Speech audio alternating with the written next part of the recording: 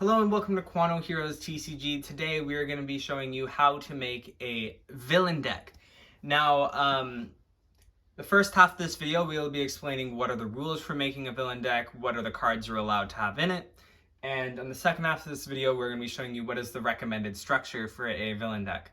Now, the cards that I show you in this video are not necessarily the cards what you'll have, and you do not need to have the same cards or even have the same structure of deck that I'm going to show you here today. In fact, in the second half of this video, when I show you the recommended deck structure, this does not mean that this is the prime combination of cards or structure for your deck.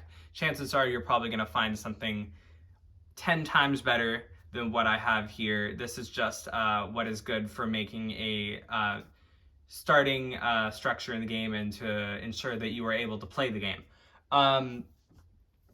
So first, let's get to the rules of making a deck. A villain deck must contain 36 cards. This is the same for both hero decks and villain decks. So if you're planning on being able to play any game, you'll need 72 cards. 36 of them are hero cards, 36 of them are villain cards. Another thing for villain decks is that you must have at least 5 villain cards. So these do not need to be duplicates of each other. They do not need to be all different cards. You just need to have 5 so that you are able to draw a villain card or able to play in a somewhat playable manner. Another thing that is kind of easy to forget is that villain deck must contain 3 location cards. This is because the way the game starts is by drawing a location card. And so it's very important that you have 3 location cards. They don't all necessarily have to be different cards. They can be the same card, but you must have 3 in the deck. One thing that is unique to the villain deck is that you must have exactly 6 territory charge cards. So that's these cards with the cool colors and little moon thing in the middle. This is a territory charge cards. The main reason that you must have 6 is because there are 6 heroes. So when you're increasing the stamina, if you have any more than 6, it would be impossible for the heroes to go up against it. And if you had any less than 6, it wouldn't be very useful for you. So you must have exactly 6 territory charge cards in your deck in order to play. One thing, because this is a villain deck, you cannot have hero cards in the deck, obviously. So what qualifies as a hero card, if you look at this assistant card here, the subscript under the A is an H. H would mean it can only be used by the hero deck. But for example, if you were to look at a assistant card for the villains, it'll have a small V, so this can only be used by villain decks, so you can have this in your deck. There are some assistant cards, for example, the Legend of Slither, which have no subscript. That just means that it can be used by both the heroes and the villains. So there's no specific team that this can only be used for. Some other things like combat crystals. These will also have subscripts under them, whether they can be used by heroes or villains. But obviously, if you had a hero one in the deck, you wouldn't be able to use it because you wouldn't have any heroes. This can only be used with villains, and obviously those 2 cards are the villains that you would need to have. The other thing is, obviously, you couldn't use any heroes, so this is just a hero card. You couldn't have Awesome Red in a villain deck.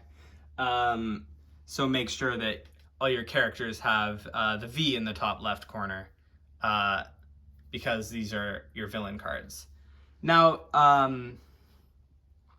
that's it for what is required in a deck. Now let's move on to what is the recommended structure of a villain deck. Now it's a little bit different than a hero deck in the case where you don't necessarily need a specific number besides having the required 5.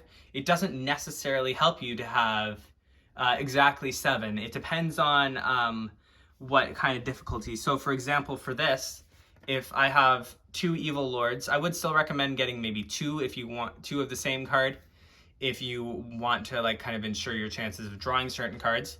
But here, you need to look at the number underneath. So this card has an 8 cost.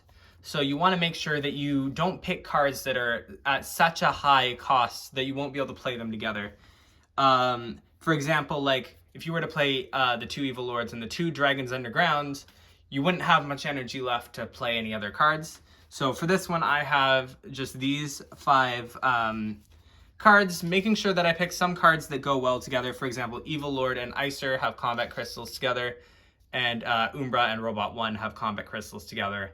And Robot 1 has a fairly small energy cost and a relatively small energy cost for Umbra as well, and Icer. So these are much easier to play with, where I have 2 kind of higher cost ones that I have a lower chance of being able to play, but they're not so incredibly high energy that it'll completely wipe me out of the game.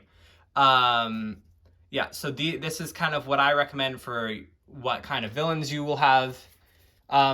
Basically, the combination of how many villains you have and what energy levels is really up to you. Just make sure you have enough and you kind of put them together in a way that makes it so that you're not spending all of your energy on one and you also have another one that costs a lot of energy too. Make sure you have both high ones and small ones so you can kind of combine them together. Now let's also go to the assistant cards. Now assistant cards cost energy. They cost 1 energy to play an assistant card. So they're not as, you want to make sure you have like a minimal but really good assistant cards in comparison to like the hero deck where you have as many as you want. In the villain deck, for example, I have the 2 ones that are search your deck for a villain card. And I have these 3 also rework in order because it's a good way to just reshuffle your hand and get different cards or stuff like that. Also, item cards. Now, since you only have 2, you can only have up to like 2 characters in play, 1 in the center and 1 in the dual slot. It's not, you want to make sure that you have a good selection of item cards. Now, what I would recommend is these are kind of the 2 basic ones. The shield is very useful.